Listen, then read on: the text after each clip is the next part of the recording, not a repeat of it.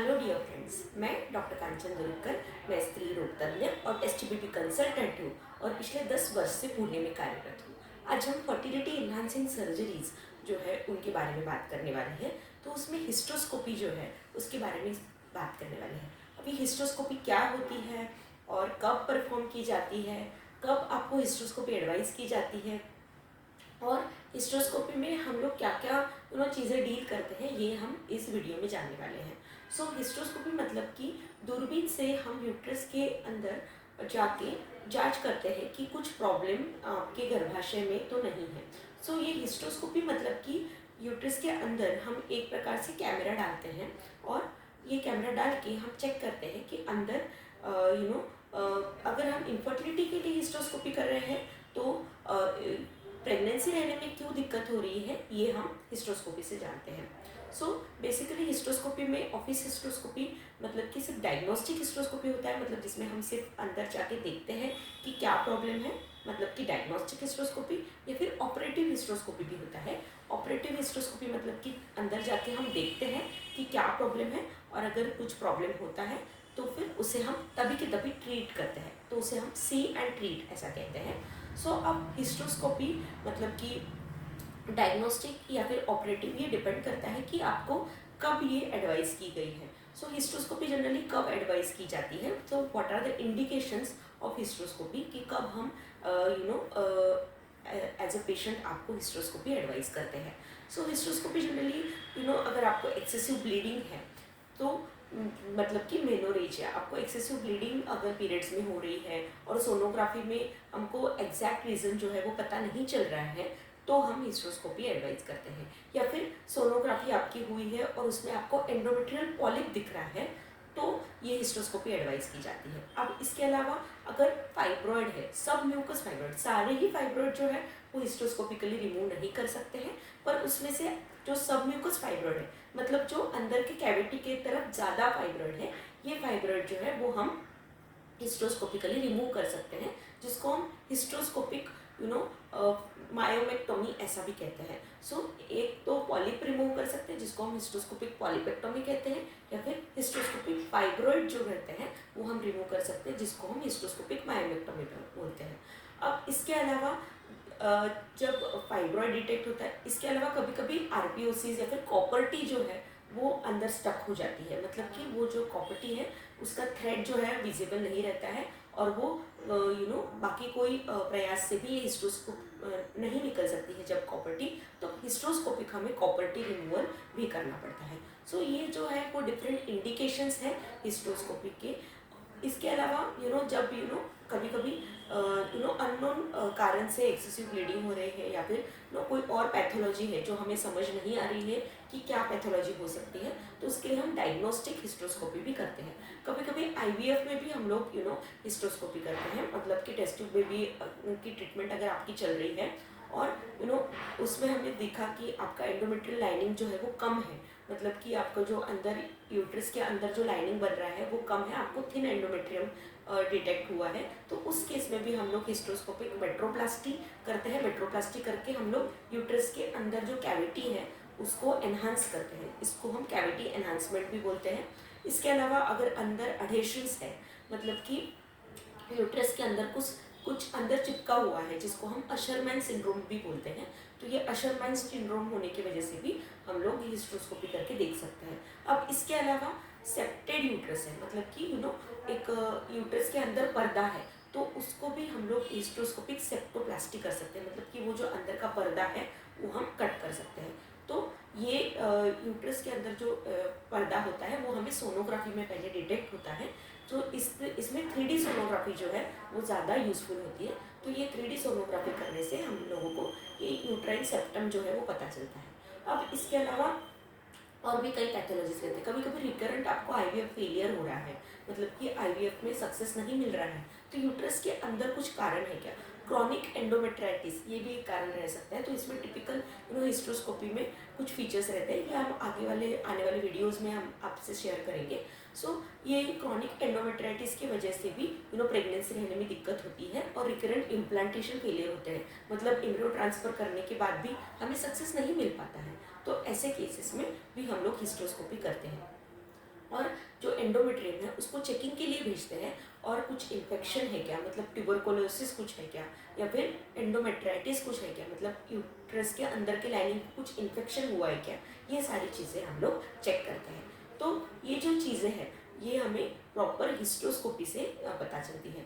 सो hysteroscopy एक day care procedure है, इसमें आपको खाली पेट एडमिट होना पड़ता है, मतलब कि आप जब जब भी हिस्ट्रोस्कोपी की हम प्रोसीजर आपको एडवाइस करते हैं तो आपको खाली पेट आना होता है।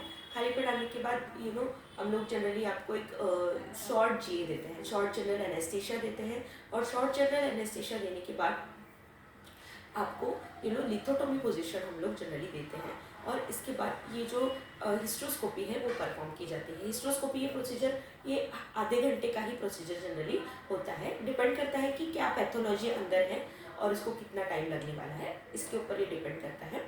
और इसके बाद हम लोग हिस्ट्रोस्कोपी में जो भी फाइंडिंग्स है वो हम लोग प्रॉपरली एक बार डॉक्यूमेंट करते हैं, और ये सारी चीज़ें जो है वो आपको कन्वे की जाती है कि हिस्ट्रोस्कोपी में हमें क्या फाइंडिंग मिला।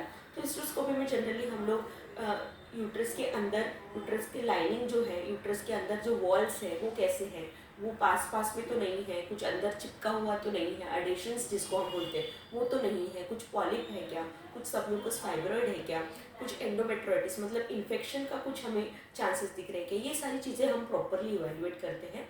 और अगर कैविटी हमें छोटी लग रही है तो हम हिस्ट्रोस्कोपिक मेट्रोप्लास्टी जो है ये करते हैं। ये हिस्ट्रोस्कोपिक मेट्रोप्लास्टी करके ये जो कैविटी है एंडोमेट्रियम कैविटी वो एनहांस होती है, मतलब कि कैविटी एनहांसमेंट होता है, और कैविटी एनहांसमेंट के बाद एक गुड क्वालिटी और अच्छे एंडोमेट्रियम जो है वो ग्रो होने में मदद होती है। इसके अलावा अगर थिन एंडोमेट्रियम है तो हिस्ट्रोस्कोपिक मेट्रोप्लास्टी विद पीआरपी, मतलब कि प्लेटलेट रिच प्लाज्मा भी हम लोग इंजेक्ट करते हैं। ये प्लेटलेट रिच प्लाज्मा जो है वो एंडोमेट्रियम में सब एंडोमेट्रियल जोन में जनरली हम लोग इंजेक्ट करते हैं। ये सब एंडोमेट्रियल जोन में इंजेक्ट करने की वजह से एंडोमेट्रियम अच्छा लाइनिंग एंडोमेट्रियम का ग्रो होने में मदद होती है। ये हिस्ट्रोस्कोपिक एंडोमेट्रियल पीआरपी जो है इसमें हमने देखा है कि काफ़ी अच्छा रिजल्ट है, एंडोमेट्रियम अच्छा ग्रो होने में, एंडोमेट्रियल थिकनेस बढ़ने में, जिनमें थिन एंडोमेट्रियम का प्रॉब्लम है तो उनमें ये एंडोमेट्रियम थिकनेस बढ़ने के लिए काफ़ी मदद हुई है। अब इसके अलावा कभी कभी ऐसा भी होता है कि जब आपको हाइड्रोसाल्फिंग्स है, मतलब ट्यूब्स में पानी भर गया है और लैप्रोस्कोपी करने के लिए बहुत ज़्यादा एडिशंस है, या फिर बहुत अंदर चिपका हुआ है बिकॉज ऑफ ट्यूबरकुलोसिस की वजह से ज़्यादातर ये ऐसे होता है। तो ऐसे केसेस में हम लोग हिस्ट्रोस्कोपिक ऑस्टियल फल्गुरेशन भी करते हैं, मतलब हम दूरबीन से यूट्रस के अंदर जाते हैं और जो भी ट्यूब्स है उसके ओपनिंग हम लोग बंद कर देते हैं, तो इसको हम कहते हैं हिस्ट्रोस्कोपिक ऑस्टियल फल्गुरेशन। तो ये हिस्ट्रोस्कोपिक ऑस्टियल फल्गुरेशन जो है वो हमें आगे जाके अगर हम आईवीएफ करने वाले हैं तो उसका सक्सेस रेट बढ़ाने में ये हिस्ट्रोस्कोपिक ऑस्टियल फल्गुरेशन जो है वो हमें मदद करता है। सो इस वीडियो में हमने जाना कि कैसे क्या क्या हिस्ट्रोस्कोपिक प्रोसीजर हम लोग कर सकते हैं, क्या क्या इंडिकेशंस रहते हैं, मतलब कब आपको हिस्ट्रोस्कोपी एडवाइस की जाती है, और अगर ये हिस्ट्रोस्कोपी एडवाइस की जाती है तो कैसे आपको एडमिट होना रहता है, और डे केयर प्रोसीजर रहता है तो अराउंड 3 से 4 घंटे आपको ऑब्जर्वेशन में रखने के बाद हम लोग डिस्चार्ज करते हैं, और उसके बाद पोस्ट डिस्चार्ज आपको मेडिसिन हम लोग देते हैं। ये मेडिसिन जो है पोस्ट हिस्ट्रोस्कोपी की जो मेडिसिन है वो आपने प्रॉपरली लेना ये बहुत ज़रूरी है, क्योंकि ये जो मेडिसिन है वो आपका आगे का जो ट्रीटमेंट प्लान है, अगर आप आईवीएफ के लिए जा रहे हो या फिर आपका जिस भी कारण के लिए हिस्ट्रोस्कोपी हुआ है वो आगे का ट्रीटमेंट प्लान जो है वो डिसाइड करने में बहुत महत्वपूर्ण रहता है। तो पोस्ट हिस्ट्रोस्कोपी के जो भी मेडिसिन आपको दिए गए हैं वो आपने प्रॉपरली फॉलो करना, और आपको जब भी फॉलोअप के लिए बुलाया गया है तब आपने प्रॉपरली फॉलोअप के लिए आना, ये बहुत ही ज़रूरी होता है। सो इस वीडियो में हमने हिस्ट्रोस्कोपी क्या प्रोसीजर होता है, उसके अंदर हम क्या क्या प्रोसीजर्स हम करते हैं, कब कब आपको हिस्ट्रोस्कोपी एडवाइस किया जाता है, ये हमने इस वीडियो में जाना। बहुत बार ये भी क्वेश्चन कॉमनली पूछा जाता है हम लोगों को कि क्या ये प्रोसीजर बहुत ही पेनफुल प्रोसीजर है। तो डियर फ्रेंड्स, ये प्रोसीजर जो है वो डे केयर प्रोसीजर है जैसे मैंने बोला, और अंडर एनेस्थेसिया हम ये प्रोसीजर करते हैं, और पोस्ट ऑपरेटिवली इसमें थोड़ा सा आपको माइल्ड एब्डोमिनल पेन रह सकता है, पर ये प्रोसीजर जो है इसमें पेट के ऊपर आपके कोई भी इंसिजन नहीं है, क्योंकि हिस्ट्रोस्कोपी जो है वो हम लोग वजाइनली योनि मार्ग से हिस्ट्रोस्कोप यानी कि जो कैमरा है वो इंसर्ट करते हैं। तो इसमें पेट पे आपके कोई भी टाका नहीं होता है, तो इसलिए ये काफ़ी नॉन इन्वेसिव टेक्निक होती है जिसमें हम प्रॉपरली आपका यूट्रस कैविटी जो है वो पूरी तरीके से एग्जामिन कर सकते हैं और हमें एक अच्छे से एक आइडिया आता है कि क्या पैथोलॉजी आपके गर्भाशय के अंदर है जिसकी वजह से आपको जो भी दिक्कत हो रही है, गायनेक प्रॉब्लम हो रही है, वो आपको है। सो ये एक कंप्लीट हमें इंफॉर्मेशन यूट्राइन कैविटी की मतलब गर्भाशय के अंदर कुछ प्रॉब्लम है क्या ये हमें बताता है। सो इस वीडियो में हमने जाना कि हिस्ट्रोस्कोपी क्या होता है, दूरबीन से हम कैसे गर्भाशय को चेक कर सकते हैं और क्या क्या प्रॉब्लम्स जो है वो हम डिटेक्ट कर सकते हैं, क्या क्या प्रॉब्लम्स जो है वो हम ट्रीट कर सकते हैं और कैसे हम पोस्ट ऑपरेटिवली हिस्ट्रोस्कोपी के बाद हमें फॉलोअप रखना चाहिए। सो आज का ये वीडियो हिस्ट्रोस्कोपी के बारे में था। आई होप ये वीडियो आपको इन्फॉर्मेटिव लगा हो। अगर हमारा ये वीडियो आपको इन्फॉर्मेटिव लगता है तो हमारे चैनल को ज़रूर लाइक, शेयर और सब्सक्राइब कीजिए। ऐसे ही आगे हम इन्फॉर्मेटिव वीडियोस आपके लिए लेके आते रहेंगे। Infertility related, women health related, wellness related, health related videos जो है वो आपके लिए हम लेके आते रहेंगे। सो ज़रूर हमारे चैनल को लाइक, शेयर और सब्सक्राइब कीजिए। Thank you so much.